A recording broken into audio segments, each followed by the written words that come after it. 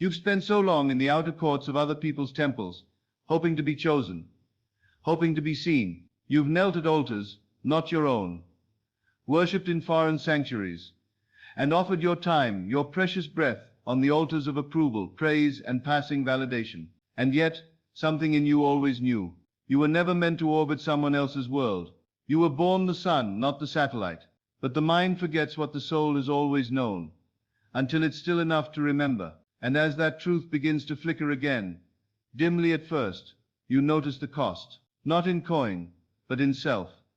Every yes to the world that was a no to yourself. Every glance outward that blurred your inner vision. You mistook movement for meaning, connection for purpose. But you were only scattering your light across 1,000 reflections, none of them real. The mirrors of the world never showed you, only who you were willing to be for them. And this is the holy rupture. The realization that your life is not theirs to define, not theirs to receive, not theirs to consume. This brings us to what most never dare to face, that the moment you turn inward, the world as you knew it begins to unravel, not in punishment, but in grace. The old dependencies, the clamor of opinions, the need to explain or justify, they fall like scales from your eyes, and in their absence, silence, not emptiness, but holy stillness. Here in this stillness, you begin to feel the edge of a truth you had forgotten, that imagination is the only true place of creation, and it belongs to you alone. You have been taught to monitor others, to calibrate yourself to their reactions, to ask yourself, what will they think? But they are shadows of your former self, cast upon the screen of consciousness. There is no they, there is only you and your assumption.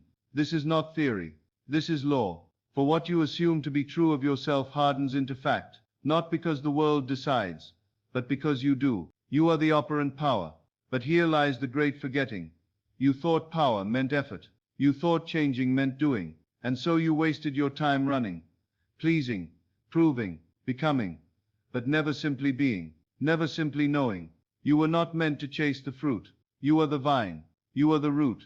You are the invisible cause of all that appears visible. And when you withdraw your attention from what is not yours, you do not lose. You awaken. Notice what stirs in you now, a sacred solitude, not of isolation, but of return. You do not owe the world your constant attention. You owe your soul remembrance, and in remembering, you reclaim. The truth is simple, though not always easy to accept. Whatever you seek in another must first be found in yourself, or else it is illusion. If you long to be seen, see yourself.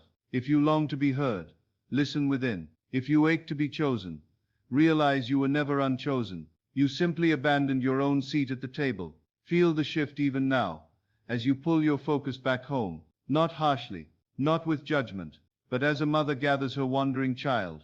Come back, come quietly, come gently, for your attention is sacred, and where it dwells, it creates. When you scatter it outward, it mirrors noise, but when you hold it inward, it reflects light. You have wasted no time, only remembered the weight of it too late. But even that is perfect, for now you can see that the others were never holding you back. You were simply leaning into their world more than your own, and no one is to blame. You were asleep, dreaming their dreams, but the dream is over, or perhaps just beginning. Which brings us to the deeper mystery hidden in plain sight. For the dream is not something that happens to you. It is what flows through you, shaped by the silent movement of your inner world. As you begin to gather your attention inward, you notice the difference between noise and knowing. You begin to taste the peace that does not depend on silence, and the clarity that does not require permission. The world you once thought so solid begins to shimmer, not because it changes, but because you have. You look at the same faces, but they no longer pull at you. The same places, but they no longer claim you. You feel a holy detachment, not from love, but from illusion. For what is the world if not a reflection of your assumption? If you assumed you were lesser, life offered mirrors of lack. If you assumed you were unnoticed, life played the part. But as you withdraw that old assumption, as you stop pouring your sacred vision into what was never yours, you feel the tremble of new life beneath the surface. This is what few understand, that change does not begin with action. It begins with assumption. You need not fight, nor convince, nor strive. You need only assume your desire is already fulfilled. Rest in that knowing, walk in it, breathe from it, feel from it, and what was once distant becomes near. What was once missing becomes present. You do not attract what you want, you reveal what you are. And so the question is not how do I make them love me, but am I dwelling in the state of being loved? Not how do I gain success, but am I living as one who already knows it is done? This is not delusion. This is divine law. For faith is the substance of things hoped for, the evidence of things not seen. You are not hoping from afar. You are remembering from within. Notice how the world begins to quiet when you no longer need it to speak for you. When you no longer run to it for reflection, you begin to reflect God. And God is not far. God is your own wonderful human imagination. That quiet creative center, where all things begin, where the unseen becomes seen, where the formless takes form, not through effort but through attention. You do not need their timeline. You are not late. You are not behind. That belief belongs to the illusion of separation. But the self, your true self, is never in a hurry. Eternity does not rush. It unfolds. It breathes. It becomes. And when you walk as if it is already so, the world moves to match your inner posture. Not because it chooses to, but because it must. Feel the power of this now. You have never needed to be more than you already are. You only needed to stop forgetting. You only needed to stop giving your energy to what does not serve your divine memory. There is no competition. There is no comparison. There is only consciousness, expressing through the lens of identity. Change the lens, and the vision changes. You do not fix the mirror. You turn inward, and radiate a different image. And even now, you are doing it. You are remembering, not with force but with surrender, not with strain, but with soft willingness. Let go of who they wanted you to be. Let go of the story you told to survive. You are not a character in their dream. You are the dreamer awakening within your own. The crowd fades, the noise subsides, and in the stillness, something eternal arises. A presence that does not beg, does not hurry, does not ask. It knows, and in this knowing, all things move, all doors open. Not because you chase them, but because you assume they are already open. You do not need to knock. You are already inside. You are not waiting to be chosen. You are remembering that you already chose this path, this moment, this unfolding. You chose it when you turned inward and reclaimed your throne. Which brings us to a deeper unveiling still, the secret behind the voice you once mistook for your own. For the voice that told you to wait, to prove, to earn your place, was never the voice of God. It was the echo of forgetting, the old echo of a self that believed itself separate, small, and unworthy. But the still voice, the one that whispers in your silence, has no need to shout. It has never needed to convince you. It simply waits for your return. You thought that voice was yours, the one that said not yet, not enough, not you. But that voice was a shadow of the world, rehearsing its doubt inside your sacred mind. The true voice, the voice of I am, has only ever said one thing: it is done. Not someday, not after, now, always now. For in the realm of the eternal, all is finished, and your assumption is the door. When you assume a new identity, you are not pretending, you are returning. Returning to what was always yours before the world named you. When you say I am loved, you are not declaring a wish. You are stepping back into the garden you left when you chose fear. When you say I am free, you are not trying to escape. You are waking up to the truth that there were never any chains, only beliefs. This is the holy inner revolution, not to change the world, but to change your inner claim of who you are. And in doing so, the world cannot help but change its response. It must, for it is nothing but your assumption in form. This is why nothing is wasted. Every outward failure becomes sacred ground when you return to yourself. Every delay becomes a pause in the play, waiting for the actor to remember the script was written from within. Even now, you may feel the trembling of resistance, the part of you that still clings to the old story, that says, but what if I let go, and nothing comes? That is the fear of the outer man, the Adam that hides behind the fig leaves of performance. But the inner man, Christ in you, knows no fear. He does not wait for the world to confirm what he already is. He simply assumes the end, and rests. As it is written, be still, and know that I am God. Not do more, not try harder. Be still, and know. This stillness is not passive. It is power. It is creation at its highest frequency. And only the one who trusts their inner vision more than the outer noise can dwell in it. You are that one, even now. You would not be hearing this if you were not ready to remember, and so you turn inward, not in isolation, but in revelation. You focus on yourself, not because the world is unworthy, but because you are no longer willing to forget your worth for its attention. You no longer bend your soul to fit into rooms that dim your light. You do not contort yourself to be chosen. You choose yourself, and by doing so, everything begins to rearrange. This is the sacred detachment, not coldness, but clarity. You do not abandon love. You abandon the illusion that you must earn it. You do not withdraw from connection. You withdraw from dependence. And from this still, centered place, you begin to feel what was always true. You are already the one. You are already whole. You are already in possession of the thing you thought was missing. It is not the world that must shift, but your seat within it. When you sit in the assumption of your fulfilled desire, the world becomes the echo, not the cause. Life is not pushing against you. It is pressing back the moment you lean into your divine identity. It yields to the one who assumes the end, not arrogantly, not forcefully, but with the quiet boldness of a soul that remembers its source. And as you rest in that awareness, something soft and ancient begins to awaken, a knowing without thought, a faith without effort, a light that does not flicker, even in the storm. And this light leads you to a far deeper unveiling than you've ever dared to imagine. And that light, though long forgotten, was never gone. It waited beneath the surface of every false identity, every role played for survival, every mask worn for love. It waited while you wandered, while you doubted, while you gave your precious attention to reflections that could never see you clearly. And now, in this gentle unfolding, you feel it, like a memory that was never quite erased, only veiled by noise. There is something unspeakably sacred about the moment you stop waiting for others to reflect back your worth. When you stop holding out your hands for proof. When you stop offering your presence like payment for belonging. You were never meant to be earned. You were never meant to be chased. You were meant to be, and to know yourself in the being. And in that knowing, you see what you had once mistaken for love was often only hunger, a grasping for echoes instead of the original light. But you are the original. You are not a fragment of the divine. You are the fullness, clothed in form. Your imagination is the word made flesh, speaking new worlds into being every time you dare to feel from the end. You begin to see that all the time you thought you lost was not wasted, but awakening. Every heartbreak, not a punishment, but a redirection. Every silence, not rejection, but preparation. For nothing in your experience is without meaning when you view it through the lens of your own conscious authorship. You were never the victim of the world. You were only ever the dreamer who forgot they were dreaming.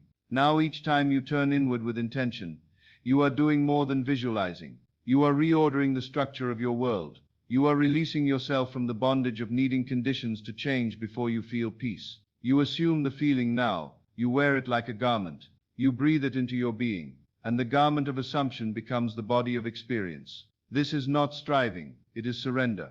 Not giving up, but giving over to the higher knowing that what you feel inwardly as true becomes. To him that hath more shall be given. Not to him that begs, or waits, or watches, but to him that hath, who claims within, even before without. And so you do not beg for time. You do not chase for love. You do not seek approval. You assume what is yours is already held within. Feel how liberating this becomes when you drop the performance. When you no longer shape your light to be digestible to others. When you stop trimming your truth to fit their comfort. You begin to shine without shame. Not to be seen, but because that is your nature. The sun does not wait for applause. It rises because it is light. And you too, rise not by force, but by identity. Your attention, once scattered across 1,000 unmet needs, begins to return like rivers to the sea. And in this gathering of energy, you become whole again. Not by fixing, not by achieving, but by remembering. That's all this has ever been. Not a race to become, but a return to being. And in that return, a new kind of power takes root. The power that does not shout. The power that does not compete. The power that assumes. You do not argue with appearances. You do not protest delay. You know that delay is only the echo of a past assumption, now fading. And you do not water what you no longer wish to grow. You no longer give your time to what does not reflect your inner kingdom. The outer world may still try to call you back, to tempt you with familiar roles, to summon your attention into stories that no longer belong to you. But now you feel the difference. You feel the tug, and you remain still. You feel the invitation to prove, and you decline. You feel the urge to explain, and you remain silent, not out of fear, but out of sovereignty. And this stillness, this holy refusal to perform, becomes the space in which your true world forms. The unseen begins to gather around you. Possibilities take root in your silence. You feel something you cannot yet name, but it draws you deeper still, toward a revelation waiting just beneath the next breath. That breath carries more than air. It carries intention. It holds the silent pulse of the world you are choosing in secret. For even now, without effort, without announcement, your every breath is an agreement, not with what has been, but with what is, in imagination. And that imagined end, when felt with certainty, becomes your only true beginning. You are not shaping your life through striving anymore. You are not carving out results through noise or pressure. You are resting in the still assurance of your identity. And from this inner rest, mountains move, not by command, but by law. The same law that governs the seed unfolding into blossom governs you. The seed does not ask permission to grow. It does not consult the soil or beg the rain. It carries within it the perfect knowing of what it already is. So too, the vision planted within you is not fragile. It does not need validation. It needs your assumption. It needs your silence. It needs your faith, not in the world, but in the unseen substance behind the world. That substance is imagination. That substance is God. God calleth those things which be not as though they were, and what he calls, becomes. Now you begin to understand why the outer noise always felt so tiring. You were never meant to respond to every call. You were not born to be molded by reaction, but to be governed by assumption. When you react, you forget your place. But when you assume, you reclaim your power. The world tempts you with the urgency of the visible, but your transformation happens in the invisible, in the imaginal act no one sees but you, and so your focus becomes holy again. You no longer scatter it to the winds of approval or the tides of emotion. You treat it as the sacred currency of creation. What you give your focus to, you multiply.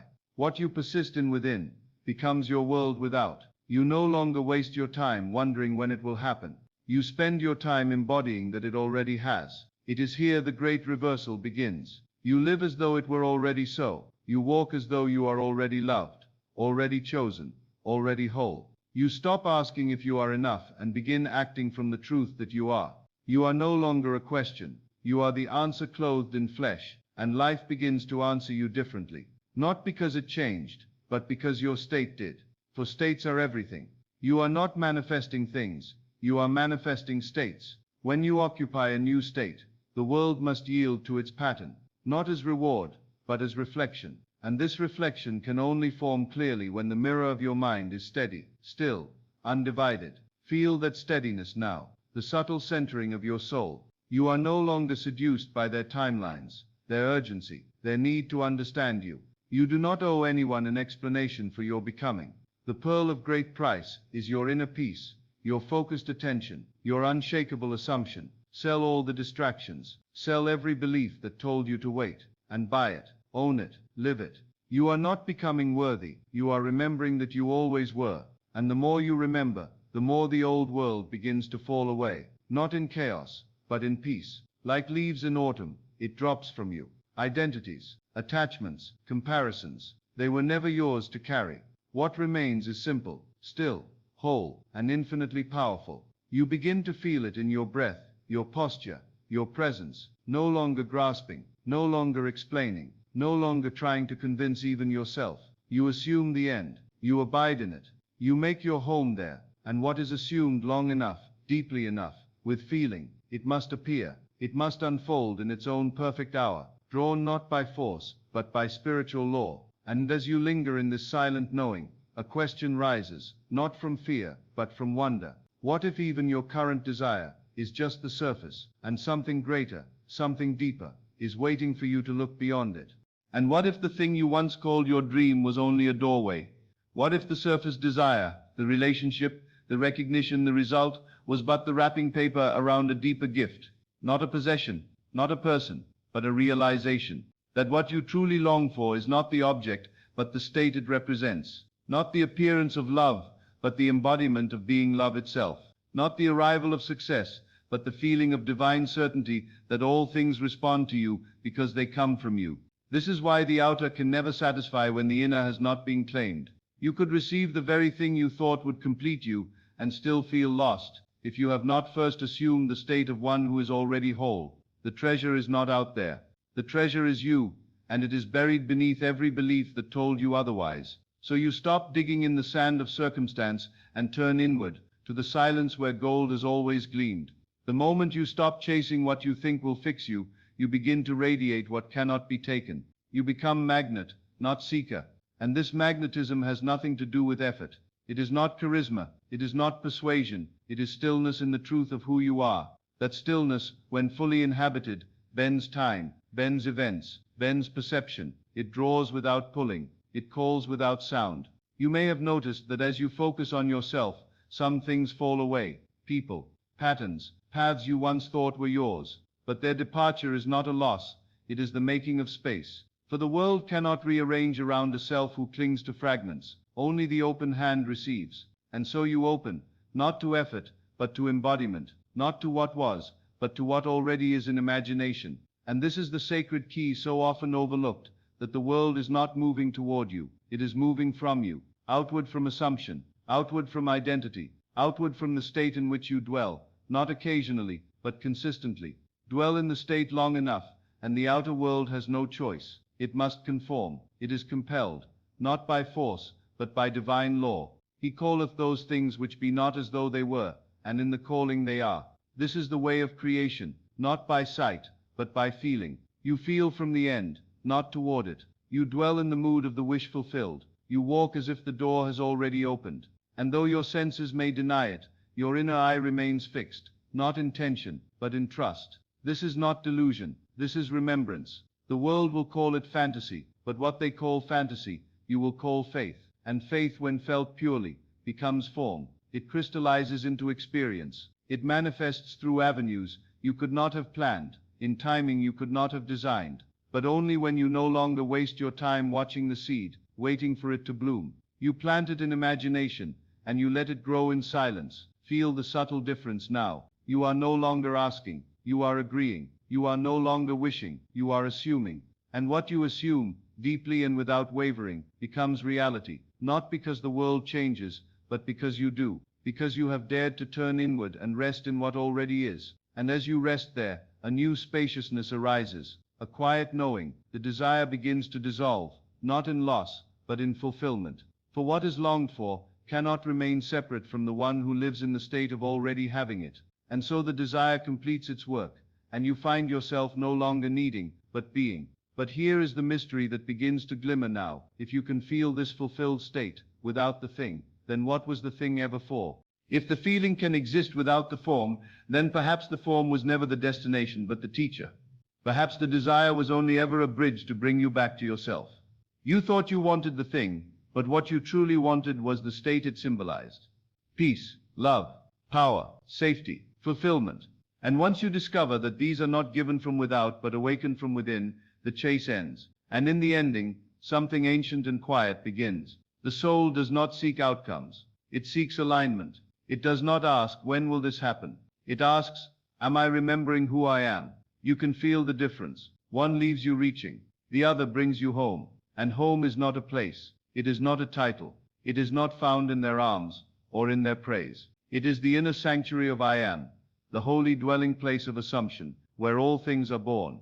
You were never meant to live in a state of waiting. Waiting is the child of doubt. But you are not a child. You are the firstborn of heaven. All that the Father hath is yours, but not as reward for effort, as recognition of identity. The inheritance is not unlocked by labor, but by assumption. And the moment you cease to defer your joy, your love, your peace, the moment you claim it now, even when the evidence is invisible, the heavens open. The thing itself may come, or it may not. But the truth is, it becomes irrelevant. Not because you no longer care, but because you now carry within you the very feeling you thought it would bring. And in that self-sourced fulfillment, you are free. Free to receive without attachment. Free to enjoy without dependency. Free to love without fear of loss. This is why you must stop wasting your time, begging the world to rearrange before you feel worthy to live.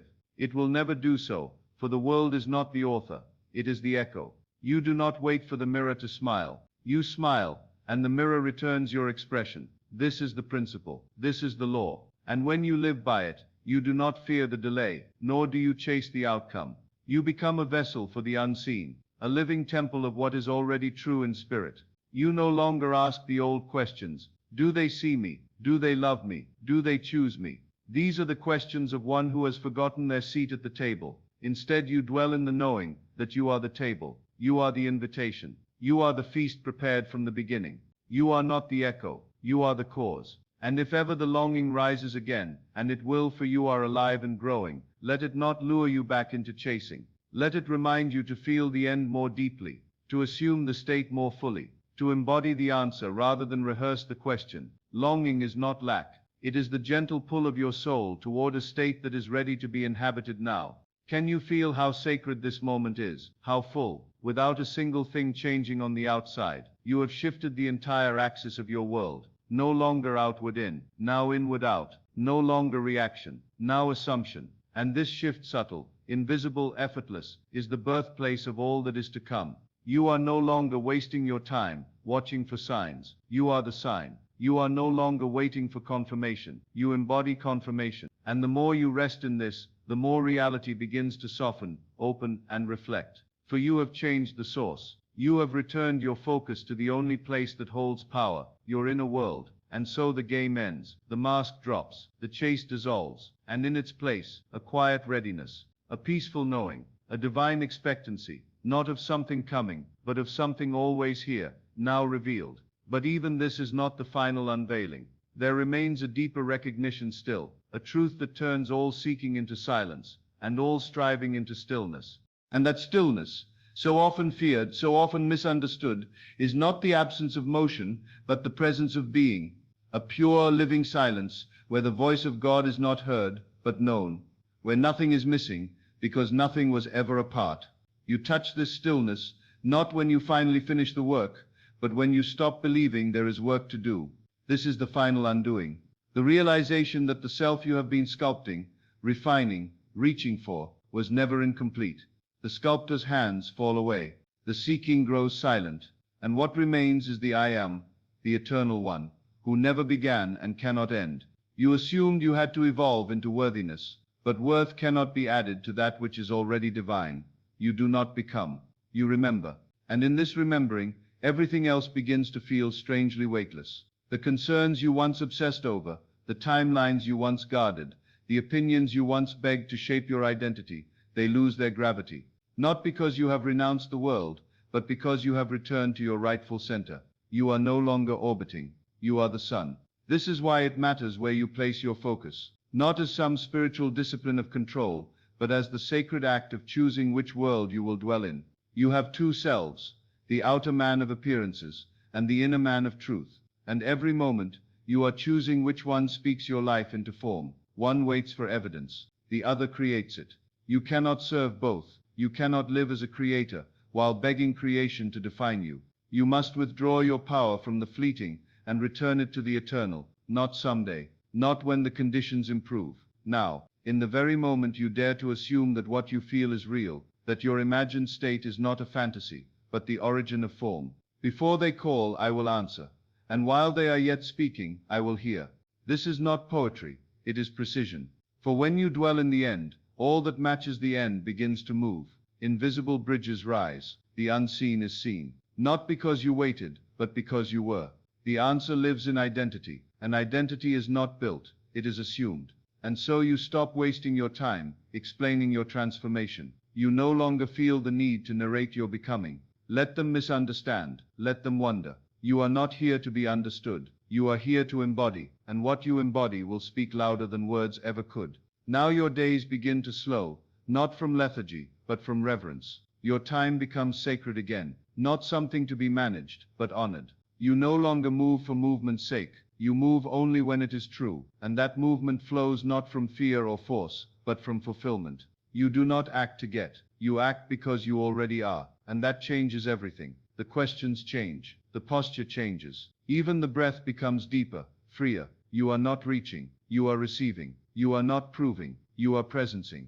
And in that presence, time itself bends to you, not as your master, but your mirror. No more chasing, no more trading your peace for progress, only being, and from that being, unfolding. Still, something within stirs, a quiet whisper, not of lack but of wonder. if you are already all, if nothing is missing, if every answer lives within your assumption, then what truly remains? What lies on the other side of even this peace? What remains when even the seeking dissolves? When peace is no longer a pursuit but a presence? When the imagined fulfillment is not merely a destination but the current of your very breath? What unfolds beyond the need to manifest is not the end of creation but its highest expression, creation not as remedy but as revelation, no longer trying to fix the self, you simply express the truth of who you've always been. This is the secret so few will ever dare to touch, that the self you've been building was never broken. You did not need to improve to be chosen. You needed only to stop abandoning your seat at the center of the temple, and the temple is within. It is not built with hands, nor is it shaped by circumstance. It is eternal, and it is you. You begin to realize that even the desires that once burned so brightly were never asking for possession, but for embodiment. You did not need the thing. You needed to awaken the part of you that already carried the quality it symbolized. And now that you've touched it, quietly, inwardly, the old ache begins to soften. What once felt like urgency becomes devotion. What once felt like emptiness becomes expansion. This is the sacred inversion. The moment you no longer reach outward for completion is the moment you begin to live from overflow. You give not to get, but because you are full. You move not to earn, but because the spirit within you is too vast to stay still. And everything you once chased now flows to you, not as proof of worth, but as the natural echo of your state. You have stopped wasting your time on questions that kept your soul hungry. You do not ask, why hasn't it come yet? Because you no longer feel lack. You do not say, when will they see me? Because you no longer look outward for sight. You do not plead for signs. You become the sign. And all things seen and unseen begin to respond, not to your effort, but to your embodiment. The world rushes to fill the mold you've cast in consciousness, not slowly, not partially, but completely. According to your assumption, it is done. And so your focus is no longer fractured. It is whole. It is still. You spend no time watching the weather of circumstance. You have become the climate. You do not react to the storm. You walk through it with calm, because your inner sky is clear. And even now, something deeper stirs within you. A curiosity not born of striving but of sacred remembrance. What if your greatest gift was not what you bring into your life, but what you become through the inward gaze? What if your purpose is not to shape the outer world, but to reveal the divine pattern within you, to express the invisible in visible form, through the quiet art of assumption? Ye are gods, and all of you are children of the Most High. You do not need to ascend to find this truth. You need only descend into the silence, into the imaginal act, into the present moment where all things exist in seed form, waiting only for your recognition. When you see yourself rightly, the world will align, not because it heard you, but because it came from you. So you stop waiting, you stop explaining, you stop wasting your sacred time on that which does not match your chosen state. You no longer entertain what does not feel like home, and you no longer walk through doors that require you to become less than who you truly are. The outer is no longer your compass. Your feeling is the guide. Your assumption is the path. But even as this knowing settles deeper into your being, another mystery begins to glimmer just beyond form. A truth so simple, so absolute, it cannot be spoken, only lived. For what if your very presence is the manifestation? What if the highest reality is not something you create, but something you are, revealed only when all effort has fallen away? And what if all your becoming was not to gain anything, but to remember you never lacked? Not a moment of it wasted, though it felt like wandering. For every turn away from yourself only carved the depth to which you now return. And in this return, you find no fanfare, no trumpet, no announcement, only stillness, only light, only the quiet recognition that you were never required to strive, only to see. The world trained you to identify by outcome, to measure worth by progress, value by proof. But the Spirit calls you deeper, not to produce, but to be, not to achieve, but to awaken. For when you finally stop trying to impress life, you begin to embody its rhythm, no longer ruled by time. You move as one who knows eternity lives in a single present moment of assumption. This is why silence matters, not the absence of sound, but the absence of resistance, the inner hush, where the voice of I am becomes unmistakable. You used to beg the world for signs, now you become the sign. You used to fill your days with effort, now your energy flows with divine precision, not because the world changed, but because you withdrew your focus from it. You stopped wasting your time monitoring others, rehearsing responses, explaining your light to those committed to shadow, and in doing so, you reclaimed what was always yours, the power of undivided attention. Where your attention rests, your world forms, and now that it rests within, the real world begins. You see how it all unfolds from the center, not from outside agreement, but from inner alignment. You do not rise by pleasing. You do not expand by proving. You become as the seed becomes the tree, quietly, inevitably. And this becoming is not new, it is ancient. It is memory returning to itself through form.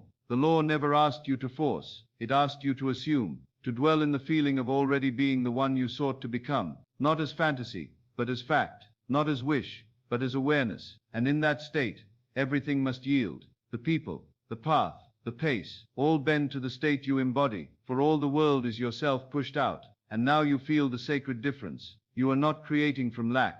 You are not commanding from emptiness. You are allowing what already is to reveal itself. You are not becoming worthy of your desire.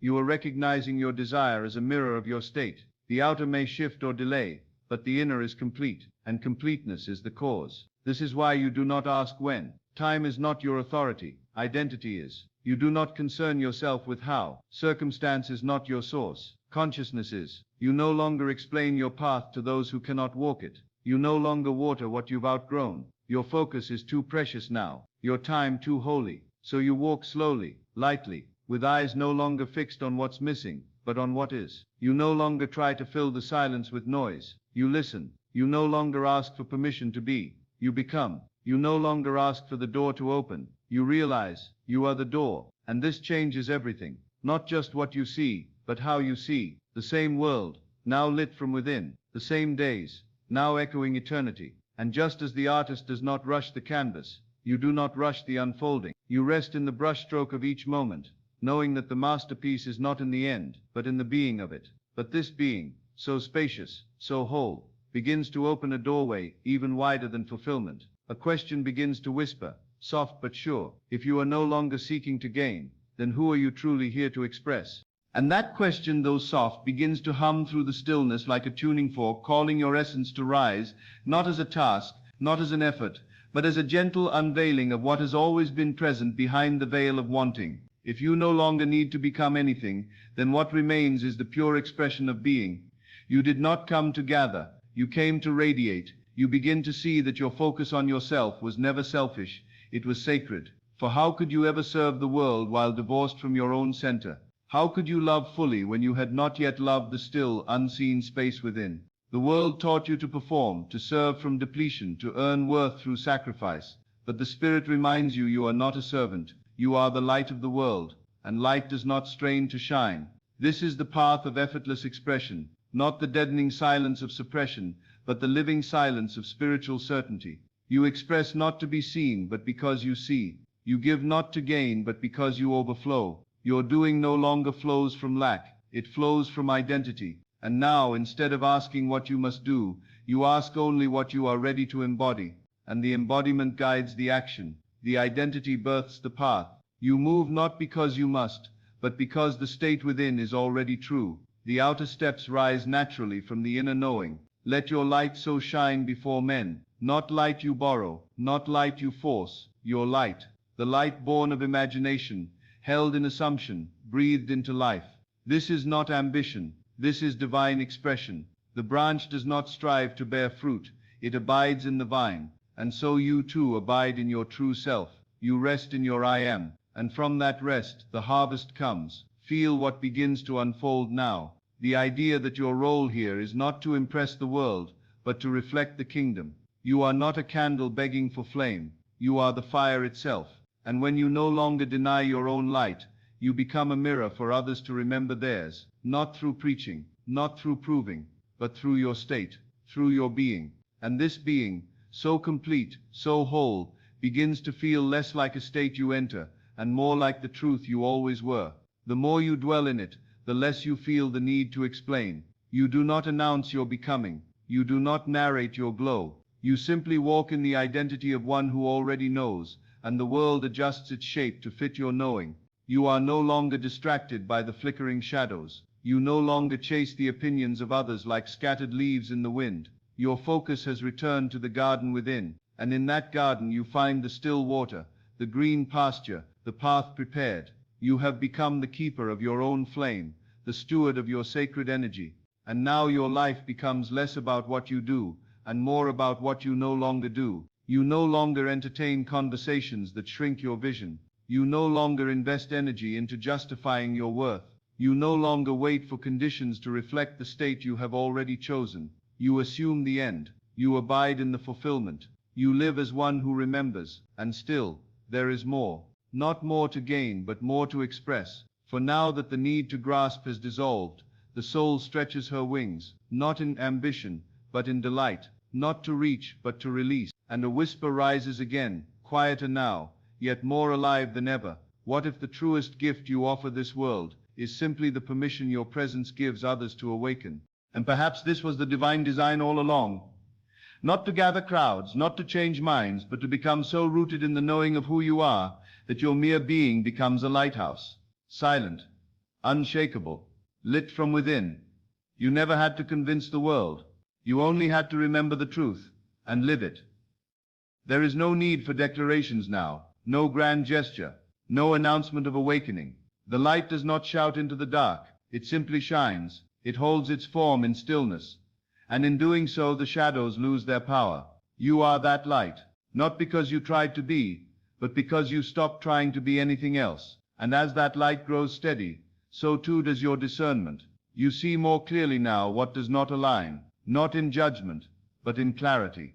The habits that once drained you fall away. The conversations that once looped in circles soften into silence. The roles you once performed out of habit or hope dissolve. You no longer need to be what anyone expects. You are too aligned with truth to dilute your presence. You realize that focusing on yourself was never about turning away from others, but about returning home, so that everything you extend now flows from overflow, not obligation, from power, not pretense. And in this way, you waste nothing, not your energy, not your words, not your time. What once seemed urgent now feels irrelevant. What once felt like delay now reveals itself as design. Nothing was ever outside the choreography of your becoming. Every moment, those of fire, those of fog, those of falling, was carrying you back to this inner stillness, this awareness of the self as the source, not the seeker. And in that source, there is no chasing, no competing, no lack. You begin to live in a world that others cannot yet see, not because it is hidden, but because it must be assumed to be revealed. And you have assumed it, not with force, but with feeling, not with struggle, but with surrender. And now it begins to take form. You speak less, you imagine more, you explain less, you embody more. And the world, slowly, begins to reflect this shift, not because you asked it to, but because you became the cause. You realize now that everything external is delayed memory, reverberations of former states. And because you no longer live in the past, you no longer react to its echoes. You live now from the fulfilled state, and so the fulfilled state becomes your atmosphere.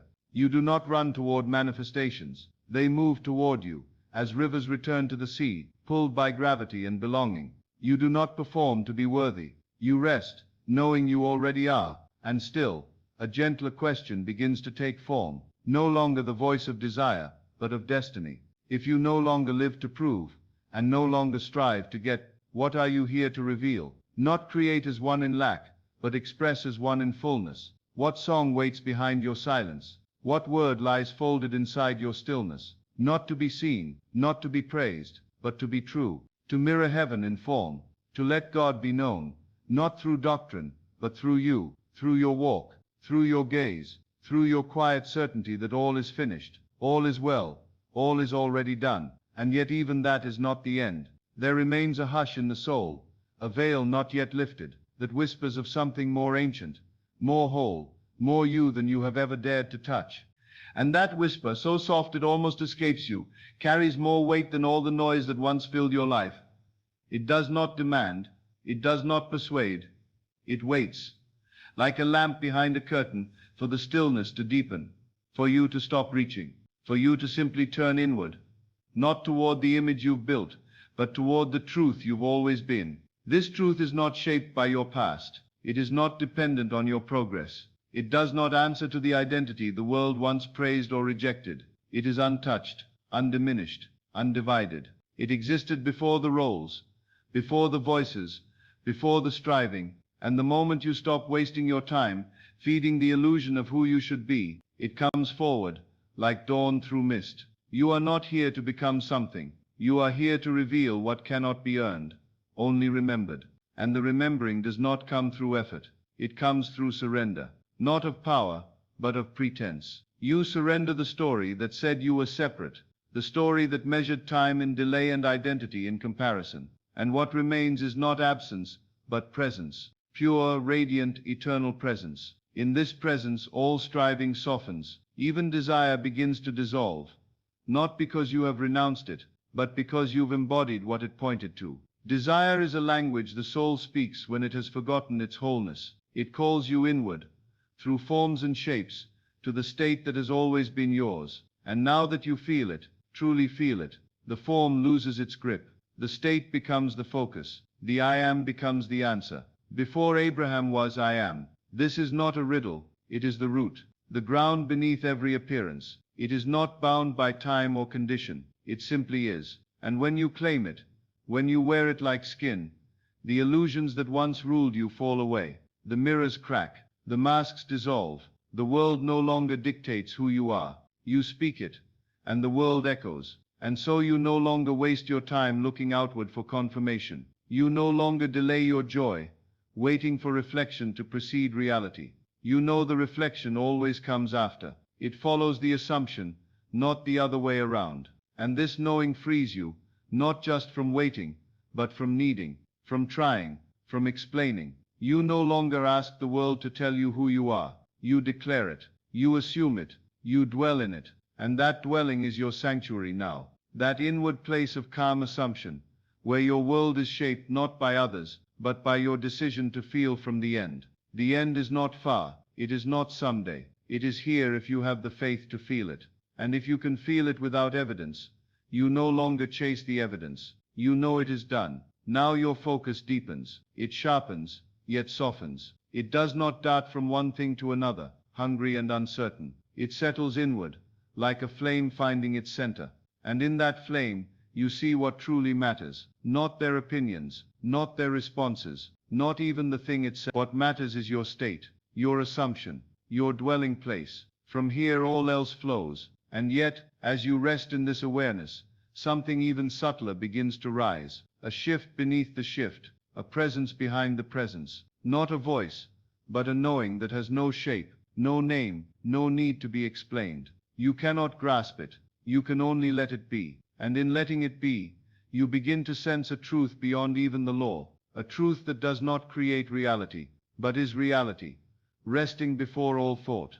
And that resting truth behind all form, behind all thought, behind even the law itself, it does not strive, it does not speak in language, it simply is, a presence too vast to be defined, too intimate to be distant.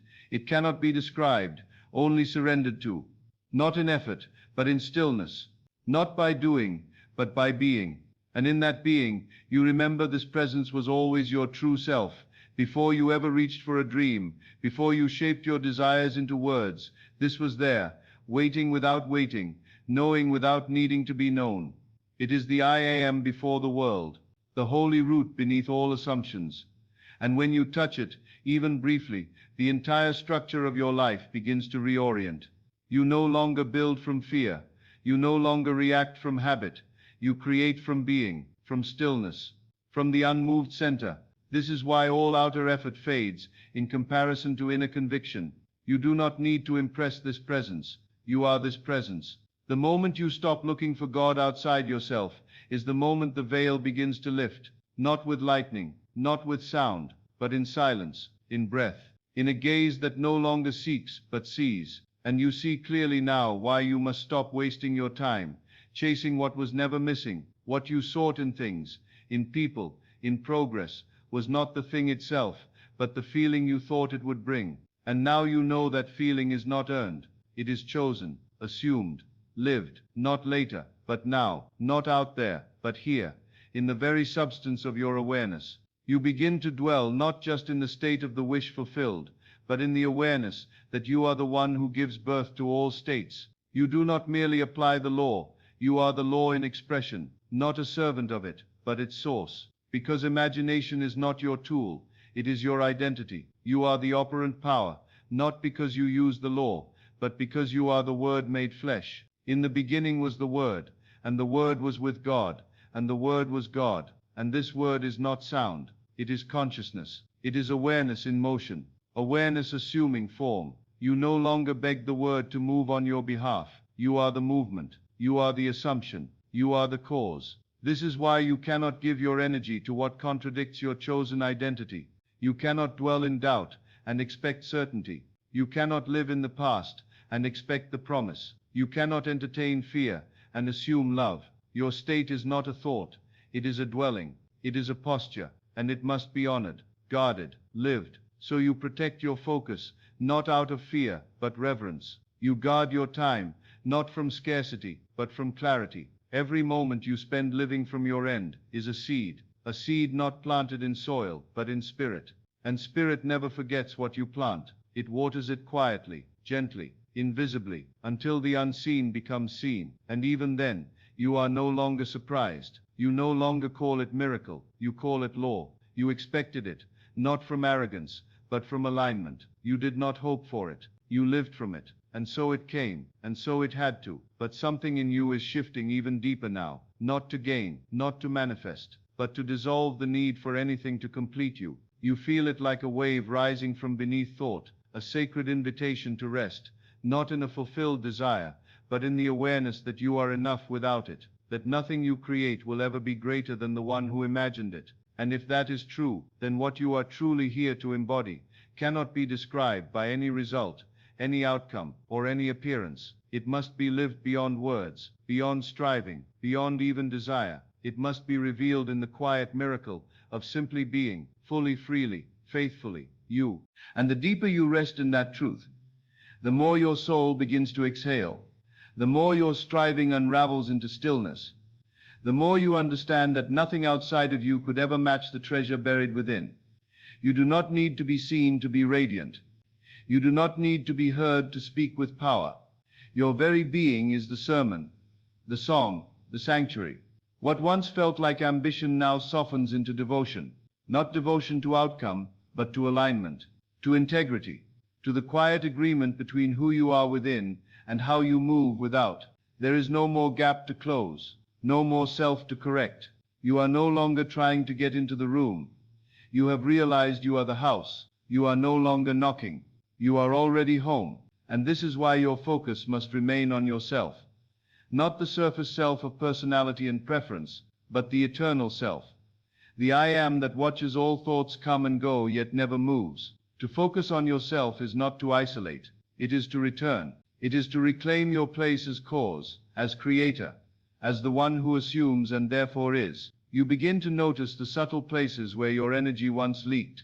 Small compromises, quiet performances, delayed boundaries. The things you said yes to while abandoning your deeper no. You no longer tolerate what disturbs your peace, not out of defense, but out of remembrance. For you now see that peace is not fragile. It is the foundation. It is not weakness. It is wisdom. It is not escape. It is power unclothed. Your time is no longer spent explaining your silence. You do not justify your rest. You do not apologize for being unavailable to the chaos of the outer world. You are not here to be consumed. You are here to embody. You are not here to please. You are here to radiate the fulfilled assumption of the one who knows the end is already written. And what is written cannot be unwritten. Not by doubt, not by delay, not by detour. For you have assumed it. You have lived it in the inner chambers. You have walked in the unseen until it became more real than anything your senses could touch. And now that it lives in you, the world must conform. You do not chase alignment. You are alignment. You do not repeat affirmations to believe. You speak from belief, from embodiment, from stillness. And stillness becomes the atmosphere you carry, the energy you inhabit, the mirror you offer to a world desperate to remember what it forgot. Peace, be still, not a command to the sea alone, but to your mind, your spirit, your focus. When your attention returns to its rightful center, the winds obey, the storm loses its voice. The world cannot trouble the one who no longer doubts their origin, and so you stop wasting your time proving, pursuing, performing. You no longer hand your power to distractions. You no longer outsource your worth to reaction. You do not move to be seen. You move because your state is already settled. You are full. You are chosen. You are not on the way. You are the way, the proof, the presence. And in that presence a new kind of longing begins to stir, not for more but for depth, not for expansion but for embodiment, not to be recognized, but to express more purely the stillness you now dwell in, a longing not to change anything, but to become even less divided from the truth you carry. What would your life look like if every word, every step, every breath flowed from that center? What would shift if you no longer doubted your divine identity, not once, not for a moment? And what if that shift has already begun? And if that shift has already begun, then everything that once seemed far is already near. The waiting is over. Not because time has passed, but because you have turned your face toward the end and called it now. No one around you may notice the difference. The room may look the same. The sky may not tremble. But within, the axis has tilted. You no longer live as a seeker.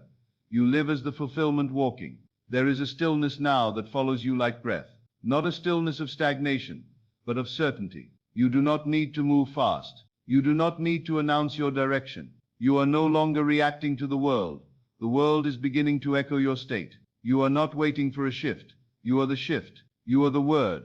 Become flesh, walking in full agreement with your chosen assumption.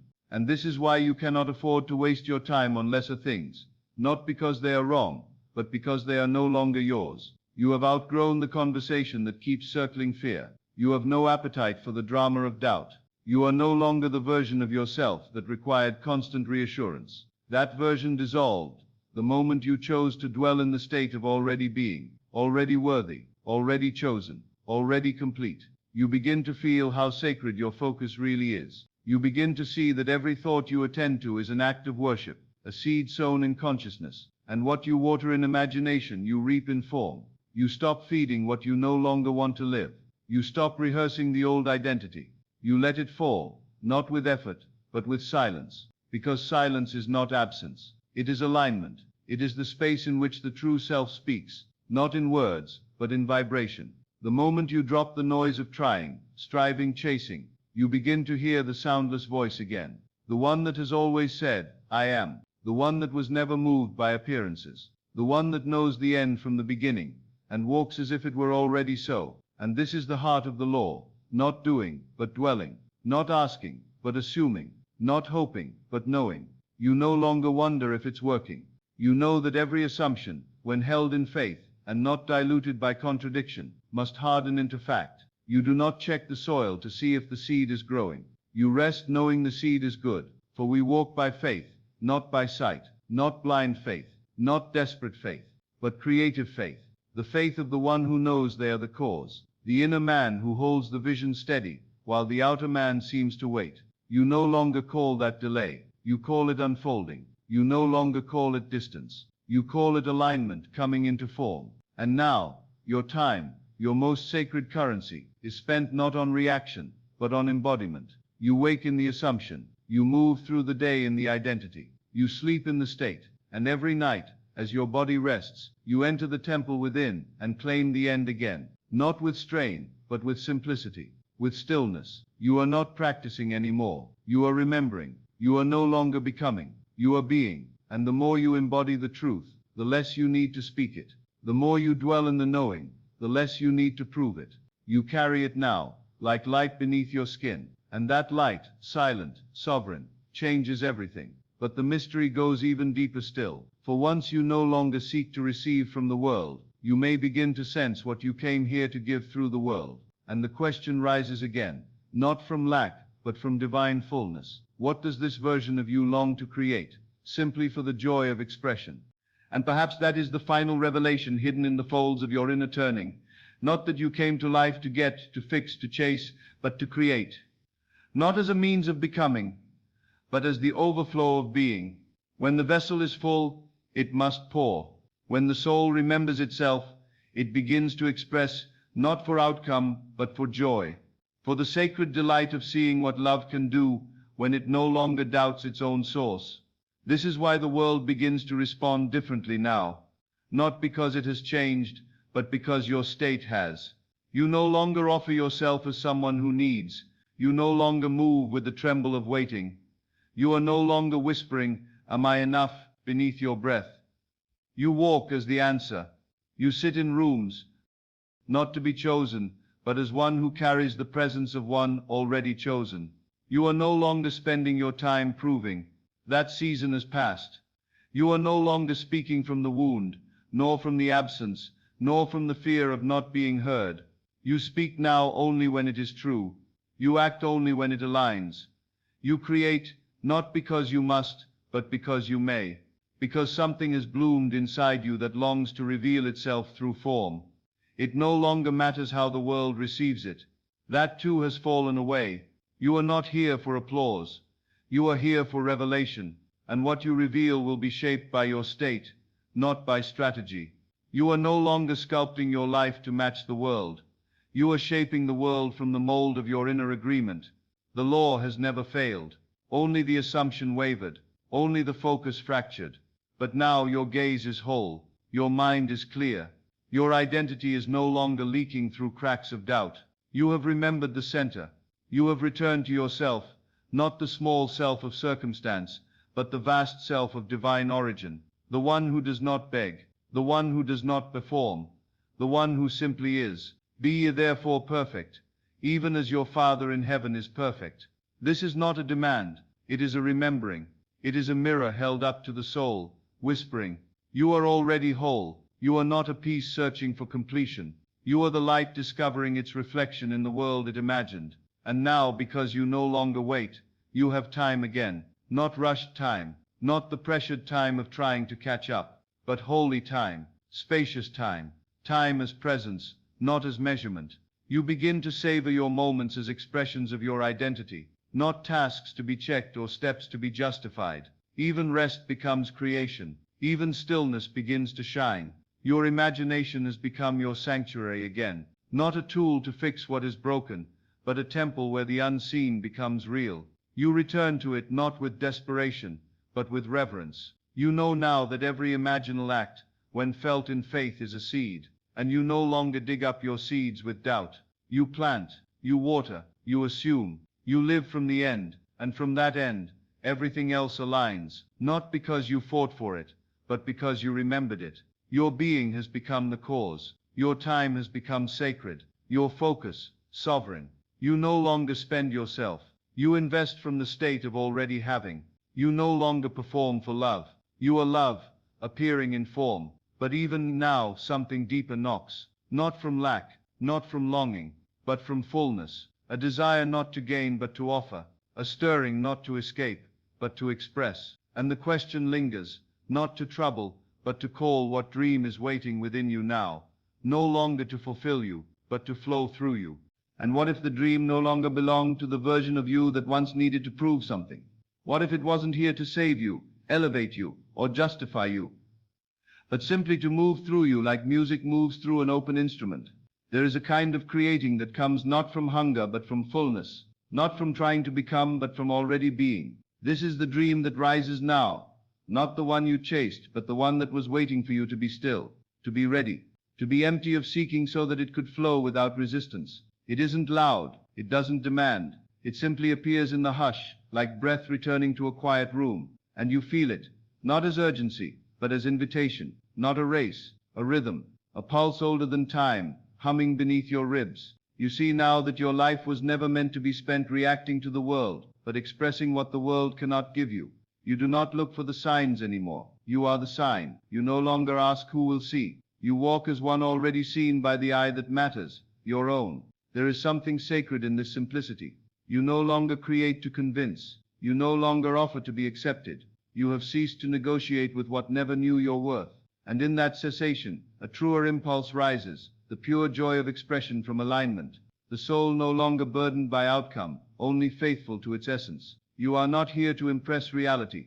You are here to impress your inner world with conviction, with feeling, with the knowing that all things are drawn to their origin, and your origin is the state you dare to occupy without apology. That is the true inheritance, not a thing, but a place of being, not an object, but a position in consciousness. And once you sit there, truly sit, life reconfigures around you without command. This is why it matters so deeply where your focus lives. It is not just attention, it is creation. Every moment you withdraw it from distractions, comparisons, false obligations, you reclaim a piece of your power. And in gathering that power, your time becomes sacred again, not counted in hours, but in clarity, in peace, in presence. You no longer waste it, you no longer rush it, you dwell in it, you feel it, you shape it with the same softness that now shapes your inner voice. No more rehearsing old battles, no more sculpting your future from past wounds. You imagine from wholeness, you choose from truth, you assume from the self that knows, not the self that hopes.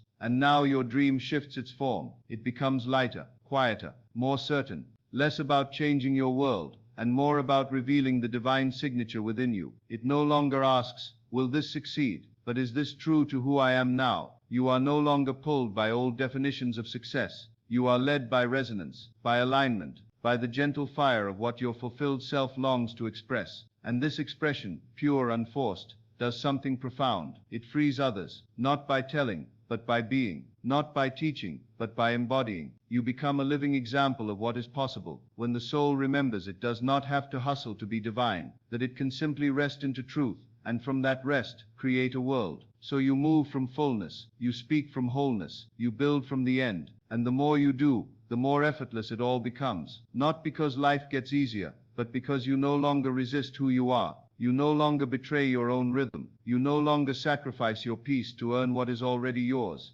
But if you could live from that state, without ever needing to see the outer form appear, would the dream still be worth it? And if it is, then perhaps, just perhaps, it was never about the thing, but about who you had to become in order to carry it. And if it was always about who you had to become, then perhaps none of it was delay. Perhaps every detour was design, every silence a summons back to center. You thought the dream would complete you, but now you see it was never the dream that mattered. It was the state, the self you would need to assume in order to dwell where the dream already lives, the one who no longer waits for permission to feel it real. This self, the one you are now resting into, does not rush, it does not seek, it does not bargain with appearances. It knows the law and lives it like breath. It does not need to be loud. It does not crave confirmation. It creates quietly, moves gently, speaks rarely, and when it does, its words shape the unseen, not because of volume, but because of vision. You're not here to impress with action.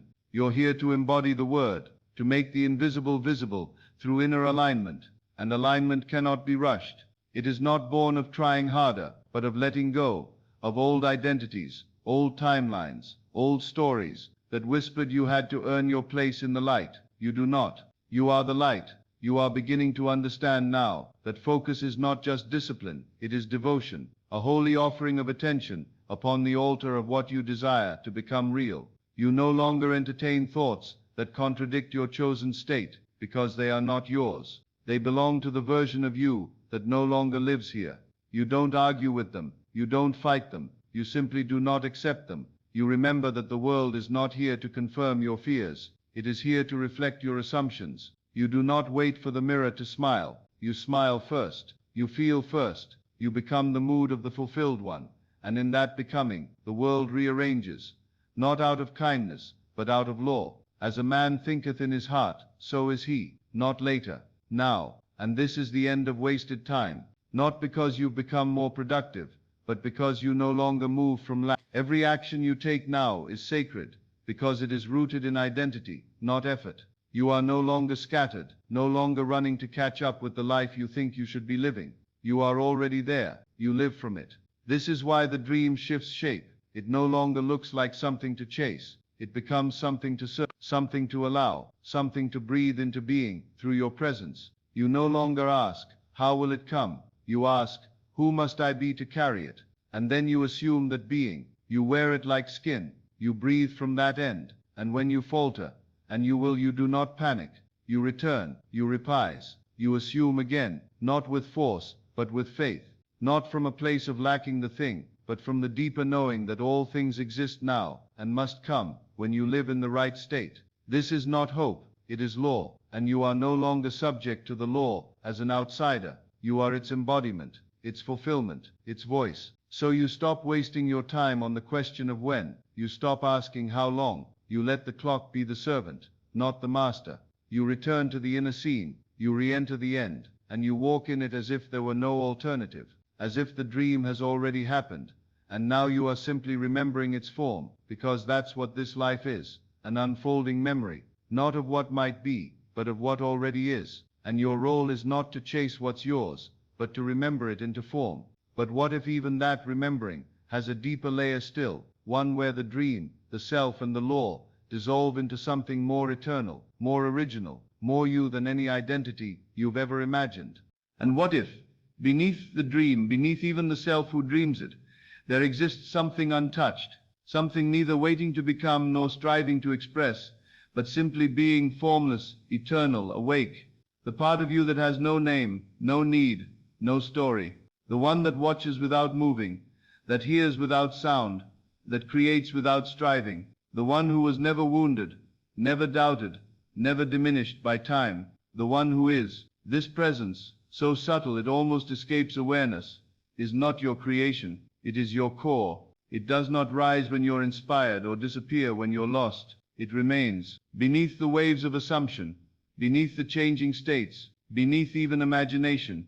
It waits, not as lack, as fullness. It does not long to manifest anything, it longs only to be recognized. And when you notice it, truly notice, it does not rush to speak, it simply shines, as if to say, all this time you thought you were becoming, you were only remembering me. You thought you were here to build a life, you thought you were here to claim a dream, but what if you were only ever here to wake up to this unshakable beingness that requires nothing to be complete? It's in the pause between breaths, in the silence between thoughts, in the moment when you stop running and simply sit, not as a task, not to achieve stillness, but because you are finally tired of looking anywhere else. And here, without effort, the kingdom opens, not in vision, in presence, in the quiet miracle of being exactly who you are, without needing to become more. It was never the world that demanded you prove yourself.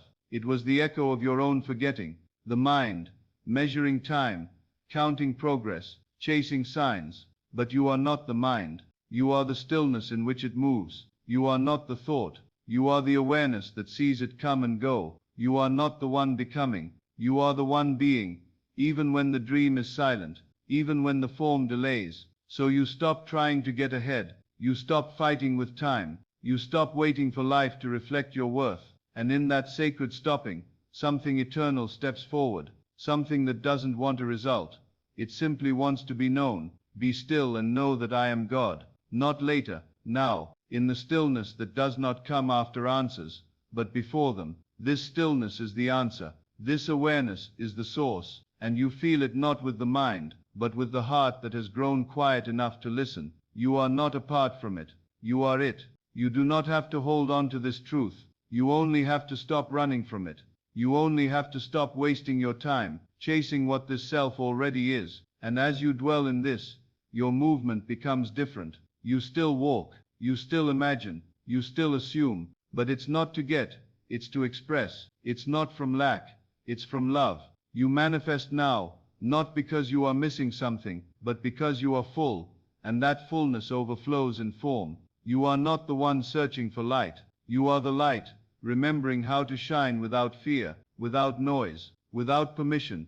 And when this becomes your rhythm, when this becomes your rest, the dream becomes so light, it no longer carries weight, and yet in that weightlessness, it arrives more quickly. It blossoms with ease, not because you mastered the law, but because you became the law in stillness. But if the self has no needs, no goals, no becoming, then what is left for you to experience here in form? What joy lies in choosing, shaping, imagining, when nothing is missing?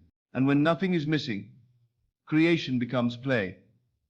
Not the striving kind, not the desperate grasp toward wholeness, but the divine kind, the effortless unfolding of being into beauty, not to complete the self, but to express it, not to solve a lack, but to reveal a fullness. Just as the tree bears fruit, not because it must, but because it can. You are that tree now, rooted in stillness, grounded in being, blooming not from force, but from natural rhythm.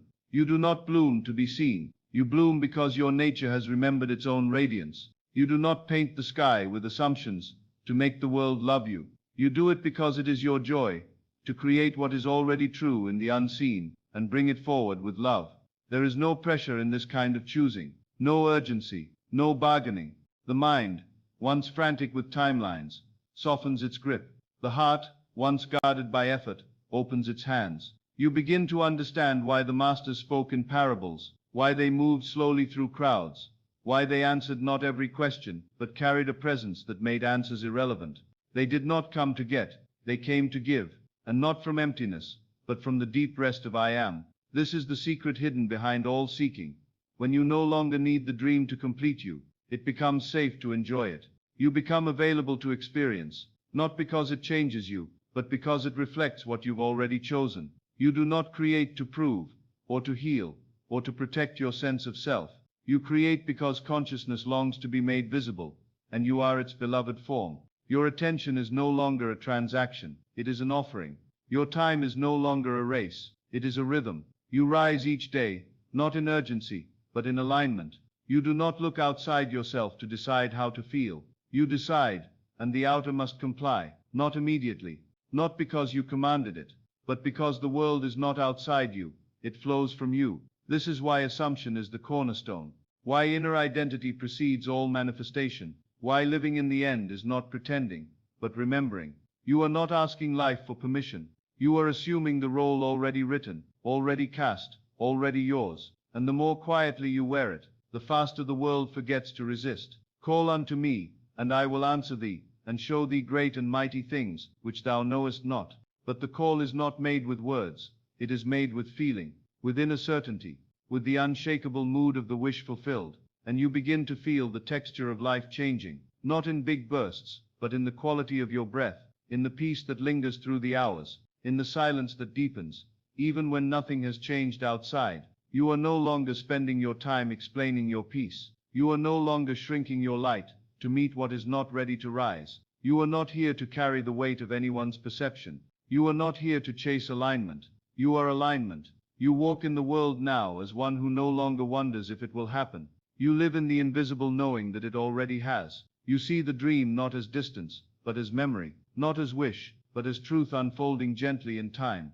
And in that unfolding, you begin to taste a new kind of freedom, the freedom to want without needing, to imagine without clinging, to express without fear, the freedom to live from the truth that you are not here to earn a reality. You are here to remember it into being. But if remembering is the source of all creation, then what deeper reality is waiting for you to recognize it? Not with your eyes, but with your being. Not someday, but now, in the stillness that never left you. And that deeper reality does not shout. It doesn't knock loudly or wave its arms. It waits, silent, gentle, unmoved. Not because it is far, but because it is already here, closer than your next breath, older than any memory. It has waited for you not in time, but in attention, not in years, but in willingness. Willingness to see it, not with eyes, but with identity. It doesn't ask you to become anything. It only invites you to stop pretending you are not already it. You have mistaken the dream for the destination, but this still presence behind the dream is what your soul was always chasing in disguise. It is not the manifested form. It is the awareness that you do not need the form to feel fulfilled.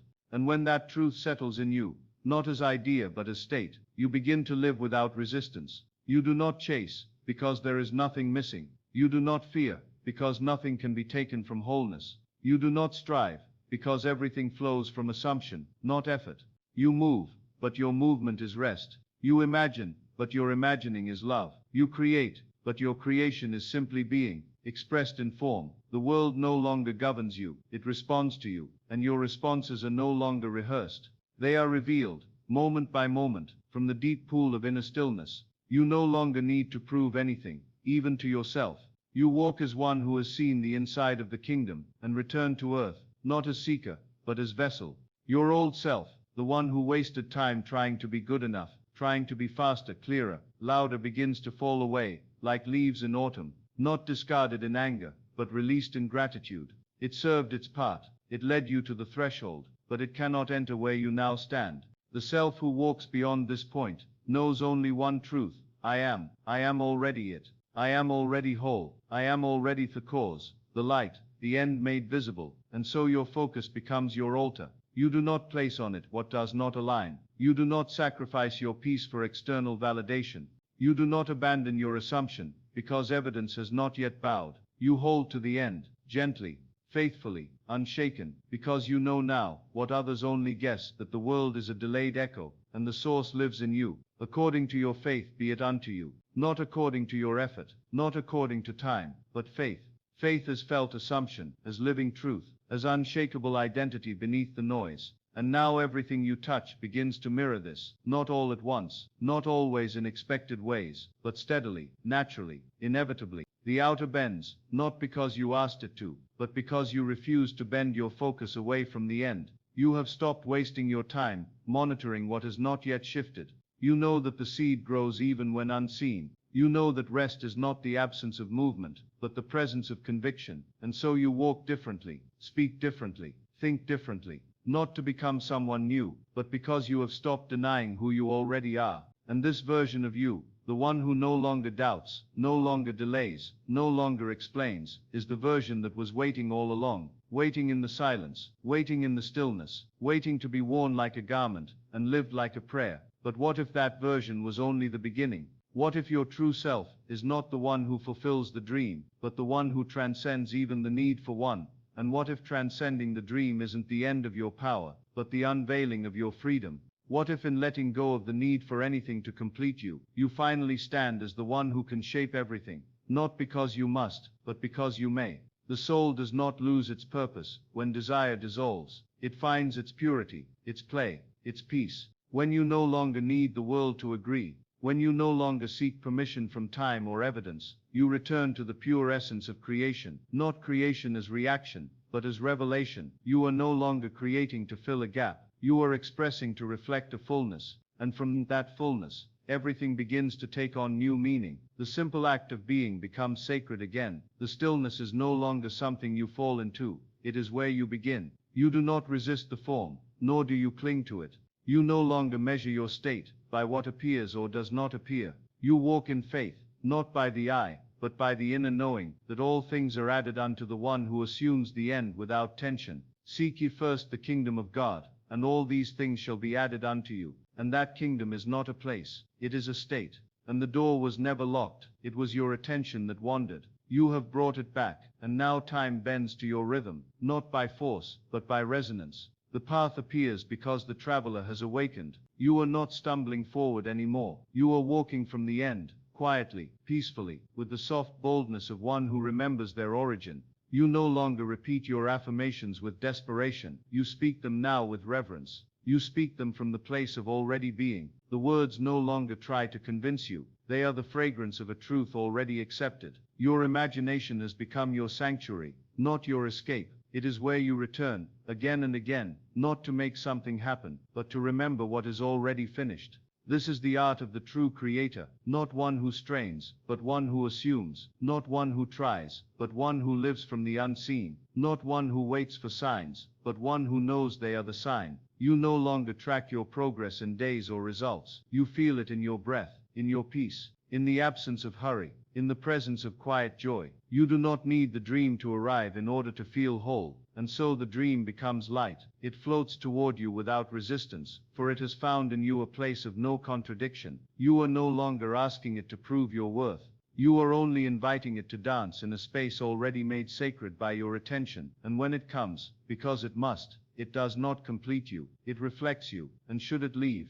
you remain, unmoved. Because the self you have remembered does not depend on the outer. It is not built on circumstance. It is not shaken by delay. It is eternal. And that self is now the place from which you live. And yet as you dwell in that self, something even softer begins to rise. A grace deeper than knowing. A presence beyond assumption. Not separate from your being, but the very ground of it. The space beneath the dream, beneath even identity. A love so whole it asks for nothing, yet gives everything. And the question it whispers is not one of need, but of sacred invitation. If you could live your life from this love, from this presence, without needing to achieve, without needing to receive, without needing to change a single thing, what might unfold not from your desire, but through your devotion? And when devotion becomes your source, instead of desire, everything softens. You do not wake each morning with urgency on your lips. You rise with reverence. You move with a quiet joy, not because you are chasing a future, but because you have found the holy rhythm of now. And in this now your breath slows, your vision clears, and the invisible becomes more real than anything your eyes can see. You are no longer reaching to grasp.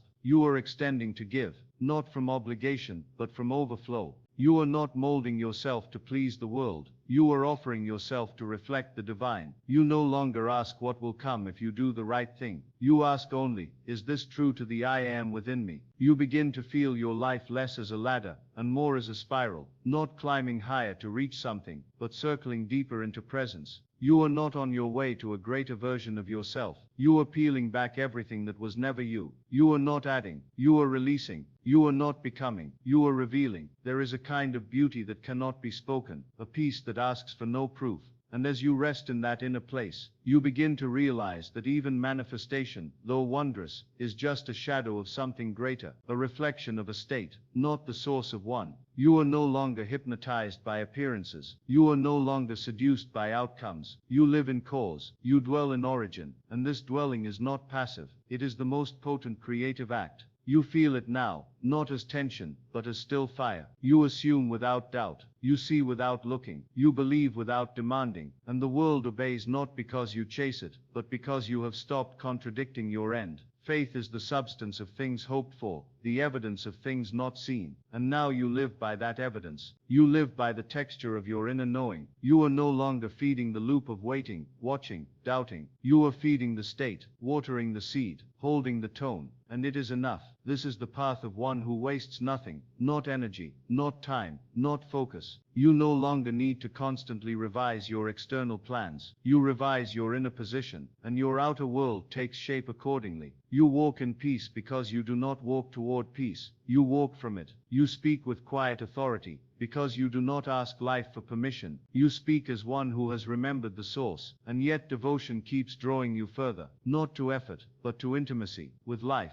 with self, with the divine I am, the silent center of all that is. Devotion does not demand motion, it invites presence. It does not rush, it listens, it waits, not in delay, but in grace. It says, here I am, and that is enough. So now your focus is no longer fragmented, it is consecrated. You no longer invest it in the imaginary fires of urgency. You place it where it belongs, in your state, in your breath, in your being. You are no longer watching the world for signs. You are the sign the world is watching for. And as this becomes your way, not just your practice, but your nature, something deeper than intention begins to rise. A kind of love that doesn't ask for return. A kind of joy that doesn't require outcome. A kind of power that no longer tries to control, but quietly rearranges all things without strain. What becomes possible from this place is not measured in what you gain, but in what you radiate. Not in how much you manifest, but in how deeply you remember who you truly are. And still something waits, not a destination, but a deeper unveiling, a truth not spoken in words, but carried in the very stillness of your breath. And the stillness in your breath begins to whisper, not in sound but in presence. You cannot name it, but you know it. You cannot see it, but you feel it with a recognition that defies logic. It is not coming from the outside. It is the background of all things, the atmosphere of your being, the place where imagination, identity, and creation dissolve into pure knowing. I am. This knowing doesn't rush to be useful. It doesn't try to prove itself through results. It has no need to manifest, to confirm its reality. And yet, paradoxically, it is the source of every manifestation, every unfolding, every miracle wrapped in silence. You do not use it. You abide in it. There's a grace in letting go of the need to demonstrate your power. You do not have to display your becoming. You do not owe the world a visible process. You simply are. And that is enough. You imagine from the end not to convince yourself it is working, but because you no longer live outside of that end. You are it. You wear it. You walk through this world cloaked in completion, and the more you rest in this still awareness, the more you understand. You have never truly desired the thing itself. You have always desired permission to feel the way the thing promised you could feel. But now, you give yourself that permission freely. You feel the state not because the thing has arrived, but because you have. And from that state, the thing must come, not as reward, but as reflection. This is why you no longer argue with delay. You no longer quarrel with time. Time has nothing to do with your fulfillment. It bends to the one who bends inward. You are not aging into your destiny. You are assuming it now. You are claiming the only moment that matters, this one, and declaring with your being, not your words, it is done, and it is. Thou wilt keep him in perfect peace, whose mind is stayed on thee. And what is the thee? It is not a distant God. It is the I am within, the state, the assumption, the inner knowing that asks for nothing, and yet births everything. Now you begin to feel the quiet elegance of a life lived from truth. You no longer follow the old loops. You no longer fixate on who understands you. You stop measuring your progress by their reactions. You stop explaining your choices to minds not ready to receive them. You guard your focus like the sacred fire it is, and in doing so, you protect the seed of your world, not from fear, not from scarcity, but from clarity, because you know what happens when you plant deeply, assume fully, and rest consistently. You know what blooms from the unseen when you stop digging up your roots to check their growth, so you water it with stillness, with joy, with reverence. You tend to it not through striving, but through trust, and all around you, quietly, life begins to conform. You don't chase this harmony. You don't beg for it. You become it. And still, in the silence, something stirs, not a question this time, a memory, older than thought, a sense that you did not come here to achieve a single thing, but to reveal something eternal, to let it live through you, to give form to the formless, not by force, but by radiance. What if that was the real reason you were drawn back to the center of yourself? And what if that return to the center wasn't about remembering a method, but a mission? Not a task you must complete, but a truth you must embody. Not to receive something external, but to reflect something eternal. You were not sent here to gather. You were sent to give form to the formless, to reveal what the world cannot see until it first lives in you. This is the hidden meaning of focus. Not concentration, but consecration. It is not about intensity. It is about intention. You do not focus because you must control the outcome. You focus because what you dwell upon you become, and what you become you express, and what you express, the world must mirror. So you stop waiting for the reflection.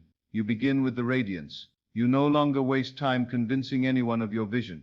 You no longer dilute your inner knowing to fit outer expectations. You do not explain your peace. You do not question your timing. You are moving from an inner vision that needs no validation, because it is anchored in identity, not outcome. This is how the law fulfills itself, through assumption, through devotion, through stillness that does not flinch. And when your inner eye no longer blinks in the face of contradiction, the outer world has no choice. It bends, it shifts, it reorganizes itself around your state, because consciousness is the only reality, and that reality flows through you, not toward you. You are not the recipient, you are the expression. You do not receive truth from the world. You project it onto the screen of time and space. You are no longer asking how long will it take. You ask only how deeply can I dwell in the knowing that it's already done. And so you dwell, without panic, without noise, without hurry. You walk slowly, speak simply, act deliberately, not because you are hesitant, but because you are grounded. You are no longer trying to catch a vision. You are the vision. You no longer need to be seen. You have become sight itself. This is the moment when you feel the difference between desire and devotion. Desire reaches, devotion abides. Desire waits, devotion assumes. Desire watches the clock. Devotion inhabits eternity, where there is no delay, only unfolding. And this unfolding is now your rhythm. You live not by chance, not by reaction, but by sacred remembrance. The law is written in your bones now. The word lives in your breath. Your inner conversations have become holy ground. You no longer argue with appearances. You speak only what aligns. You do not ask if it's possible. You assume it's already real. You feel the state until the state feels you, and the world responds. Not because you said the right words, but because you became the one who already is what was once only imagined. You stopped waiting for the echo. You became the sound. You stopped seeking the light. You remembered you were the source. Let your eye be single, and your whole body shall be full of light. That single eye is not physical. It is focused assumption, unwavering faith, the knowing that does not negotiate with sight. And when your eye is single, your world becomes luminous, not perfect, but clear. Clear in purpose, clear in origin, clear in power.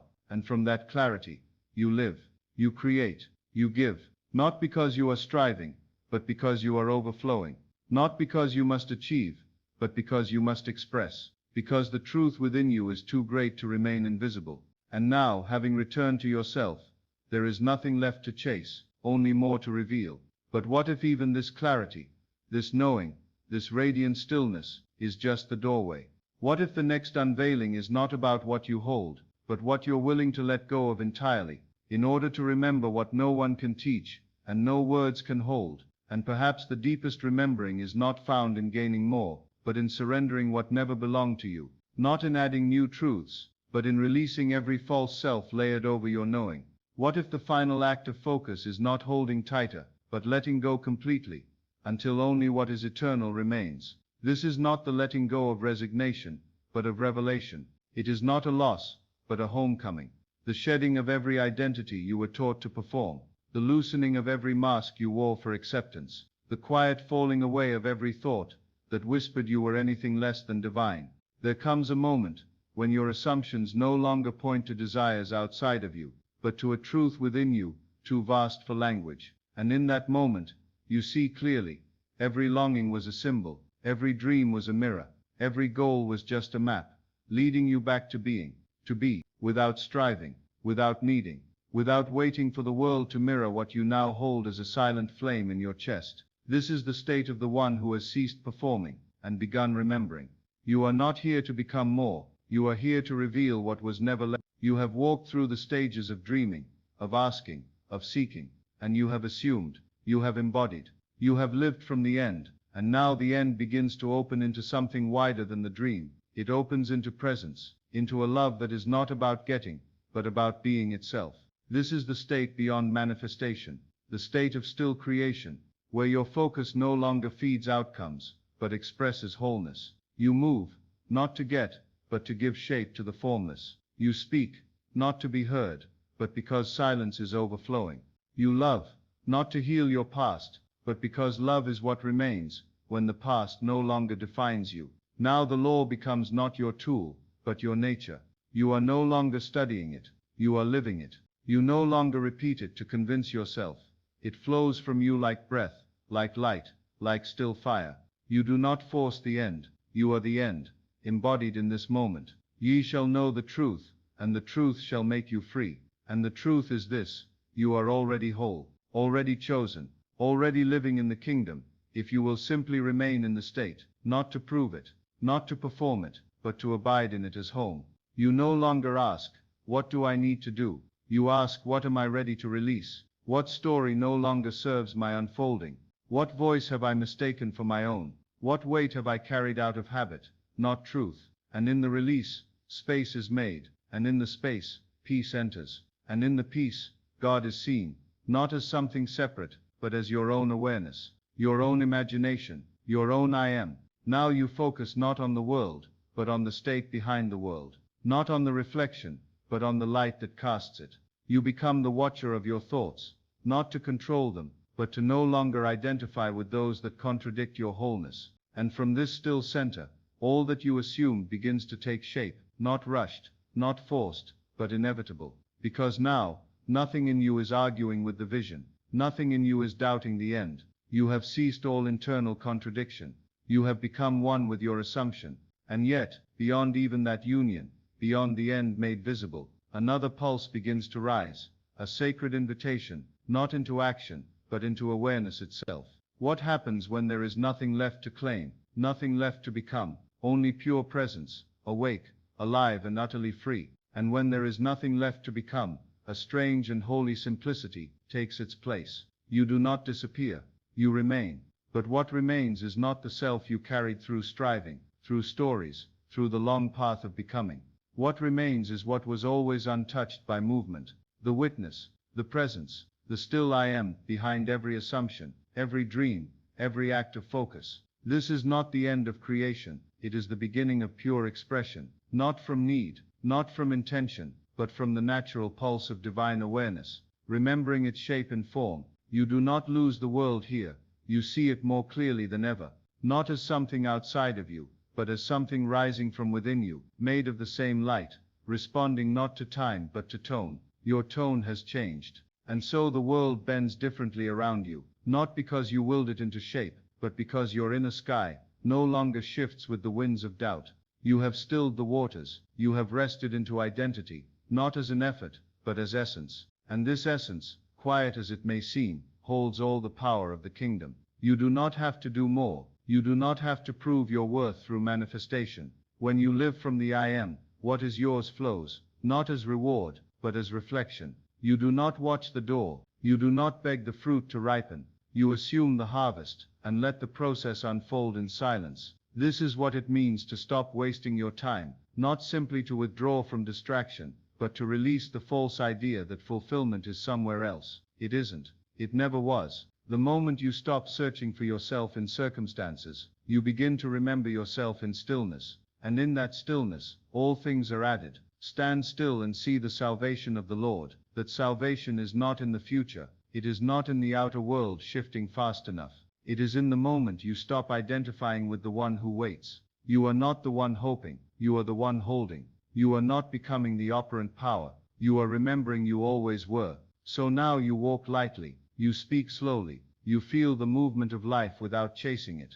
Your inner conversations shift, not to fix what's wrong, but to affirm what is right, what is true, what is already finished. You no longer react to appearances, you respond only to the vision you hold, quietly, in the inner sanctuary, where all creation begins. And that sanctuary is no longer a place you visit, it is where you live.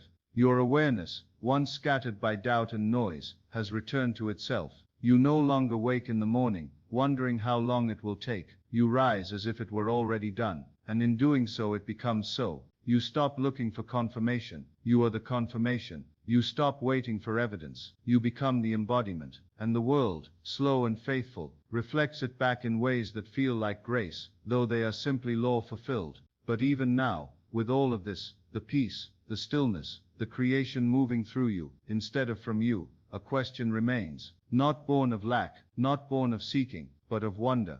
If you are no longer searching for your power, and you have nothing left to prove or become, what new form of beauty is possible? From this place of complete surrender, what is waiting to be born through a self no longer defined by effort, but only by light? And perhaps that is the final beauty, not what you bring into form, but who you are, when you no longer need form to know you are whole. When creation is no longer proof, but play. When expression is no longer effort, but grace. And out of that grace, new worlds begin to rise, not to save you, but to mirror the light you now live from. You have spent so long assuming in order to receive.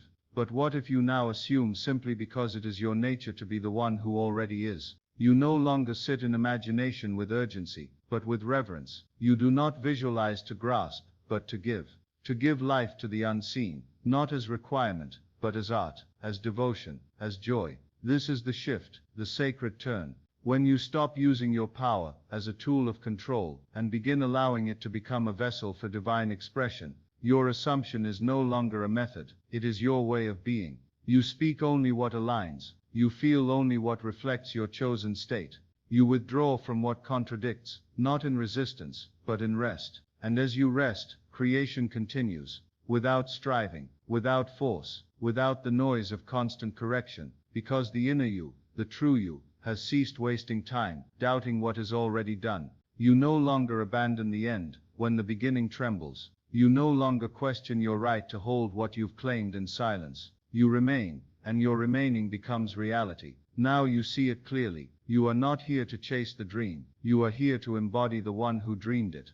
To give it breath, to give it tone. To walk through the world not as a seeker, but as one who remembers. The law has become simple now, so quiet, it needs no explanation. What things soever ye desire, when ye pray, believe that ye receive them, and ye shall have them. Not believe in the future, but believe in the now. This is why your time is sacred, why your focus is not currency, but creation. Every moment spent assuming lack is a moment shaping shadows. Every moment dwelling in fulfillment is a seed, a cause, a silent decree. You are not hoping anymore, you are forming. You are not waiting, you are radiating. And the world, faithful, responsive, exact, must return what you have already received in spirit. So you live quietly, but clearly, lightly, but deliberately. You walk through the room as one who knows, not who thinks or wishes or pleads, but knows that the invisible precedes the visible, that all things flow from state, that there is no delay but the time it takes to stop looking outside of yourself. And now that you've stopped wasting time trying to adjust appearances and started assuming from the end, you begin to feel something new rise in you. Not need, not hunger, but wonder. Wonder at the beauty of still creation. Wonder at the freedom of no longer needing to get. Wonder at how much more you can offer when you finally believe you are already whole. You no longer ask life to give to you. You ask it what it would like to birth through you. And that question, that willingness, opens a door, not a door to more doing, but to deeper being. To a life shaped not by effort, but by frequency. A life you no longer chase, but carry. And even now you feel the threshold drawing near. A place beyond all methods, beyond even the law. A sacred rest so deep that nothing more is needed, and yet everything begins. And when nothing more is needed, when you are no longer leaning into effort or craving results, something opens. It does not roar, it does not arrive with sound, it reveals. A subtle widening of the soul, like a curtain drawn back from a window that had always been there. And you feel it, not as a thought, but as atmosphere, as origin. You have come home, not to a place, but to a presence. This is the true end of wasted time, not a finish line, but a return, not an achievement, but a recognition. You were never behind, you were never delayed, you were simply elsewhere in attention, trying to remember yourself through the noise. But now, in the stillness of knowing, the world has softened its grip, the mirrors fall away, and only what is real remains. You are not asking anymore, you are not affirming out of hope. You are not visualizing to fix what feels broken. You are living as the fulfilled one, because there is nothing left to prove. The dream that once pulled at you has become quiet, not because it was wrong, but because it has been absorbed into identity. There is no more separation between the vision and the vessel. You do not have to chase alignment. You are the center now. You are the center now. You are the cause that requires no striving, the light that needs no reflection, the love that pours without asking to be returned. You are not using the law, you are its living embodiment, a walking remembrance that consciousness is the only reality. Before they call I will answer, and while they are yet speaking, I will hear. You do not speak from want anymore, you speak from knowing, from rest, from the quiet authority of one who has touched the end and called it now. You are no longer imagining to become, you are imagining to express, to share, to reflect. And still, this isn't stagnation, it's the most natural movement there is. Like the ocean tide, pulled by an unseen moon. You move, but not to arrive. You create, but not to be validated. You imagine, not to correct what is wrong, but to play with what is already true. And in that play, everything flows. You are no longer confused about what to focus on. You know now that you are never focusing on the world, you are focusing on state. You are choosing your world from within. You are resting in the end, not because it looks done, but because it is. The moment you assumed it, the moment you felt it real, you became the end itself. And that knowing has cleared your path. So now, there is only this moment, not empty, but overflowing. Not still, but pregnant with form. The outer will continue to echo what you hold in quiet faith. The forms may shift, the names may change, but the light behind it all, the presence you have remembered, is eternal. You have stopped wasting your time trying to be seen. You have stopped giving your sacred focus to things that contradict your identity. You are no longer asking when. You are no longer waiting. You are living from the truth. I and my Father are one. And that truth is not theory. It is not wish. It is not poetry. It is law. Law made flesh through your awareness. Law made visible through your peace. So now, when the world moves, you do not flinch. When the mirror reflects something old, you do not react. You bless it. You revise it. You remain still in the end you've chosen. And you let it unfold, not to impress anyone, not to check a box, but because it is your joy to express the divine in form. You have not become something new. You have remembered who you have always been beneath the noise. And in that remembrance, all things are returned, not because you need them, but because now, they are simply the natural outpicturing of your peace. And so this is your resting place, not a stop, but a beginning, the beginning of effortless becoming, of sacred stillness, of living not for the world, but from within, where nothing is wasted, nothing is chased, and everything, everything, rises to meet the one who finally remembers to focus only on the self, and never again on the shadow.